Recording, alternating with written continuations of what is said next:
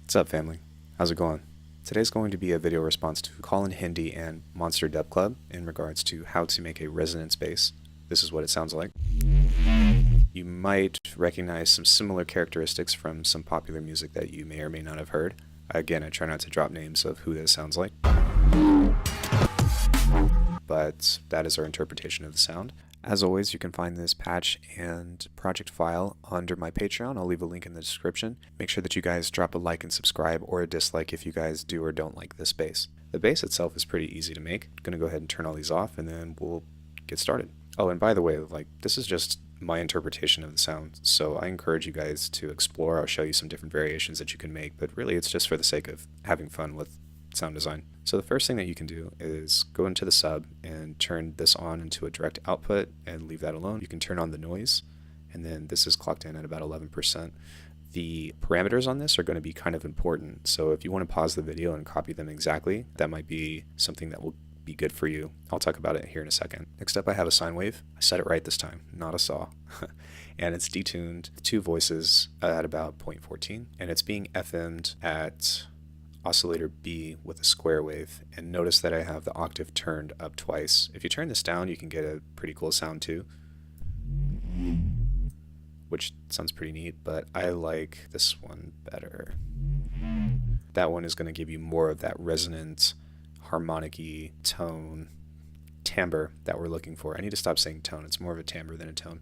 So yeah, and you can play around with this and do different things. So I encourage you to experiment to something that you like. And by the way, it doesn't sound the same because I turned all the other effects off. Just keep that in mind. Next up, I added a bandpass 24, and the cutoff is being messed with all the way up to about this point with the mid resonance.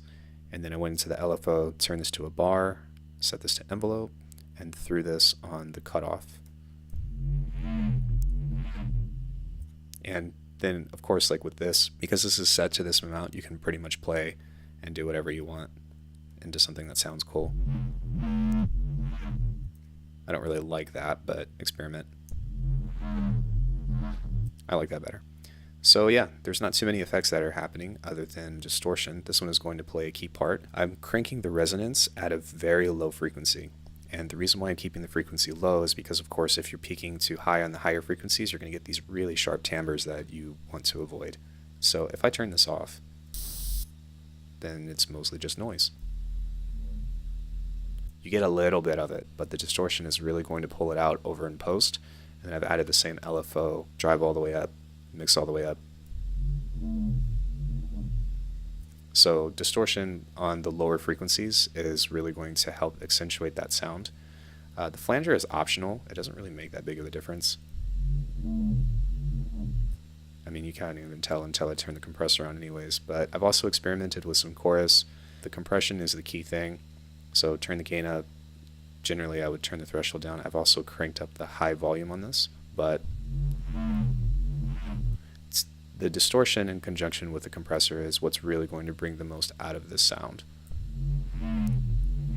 And then everything else with the chorus and the flanger, and you can even play with the phaser if you like, but that's pretty much the most important part of getting this timbre. So onto the effects. I'll cover this last because these are our optional things to play with. I've added some saturation, which is kind of blowing this out of proportion.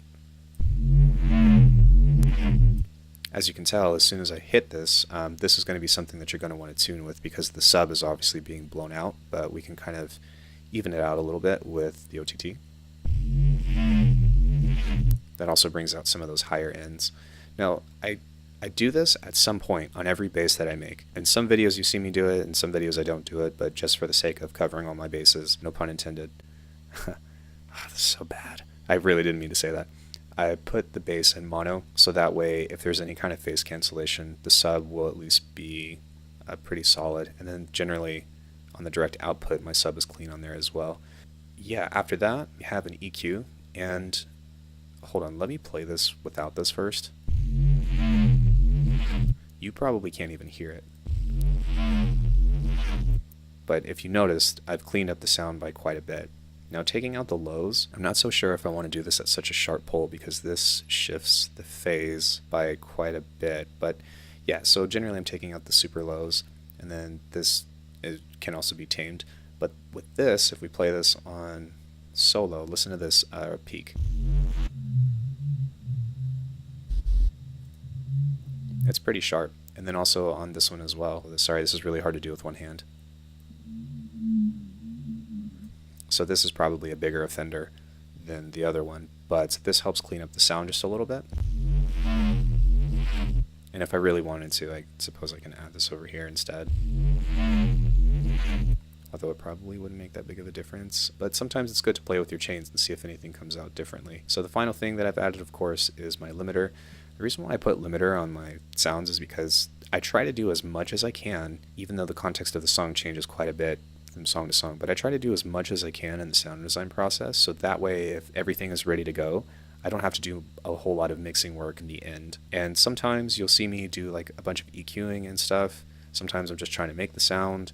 Neuro basses are pretty difficult in particular, especially with ones with a lot of filtering, because sometimes you get like crazy peaks in particular instances, so that requires more legwork or requires you to split that to a separate track. But these are just things to kind of keep in mind about how to incorporate these into your songs. I mean, yeah, that's pretty much the base. From here, there are a couple things that we can play with. We can add a chorus, which gives it a cool sound. I like that a lot. That is a great variation because it has like this stereo. Yeah, I might even just keep that. It's really cool. Anyways, if you're wanting to cut more of the sound out or give more of a resonant tone, you can turn the resonance up quite a bit and then use an auto filter that's on another bandpass. Keep in mind that generally when you use a bandpass, you take a lot of the sub out.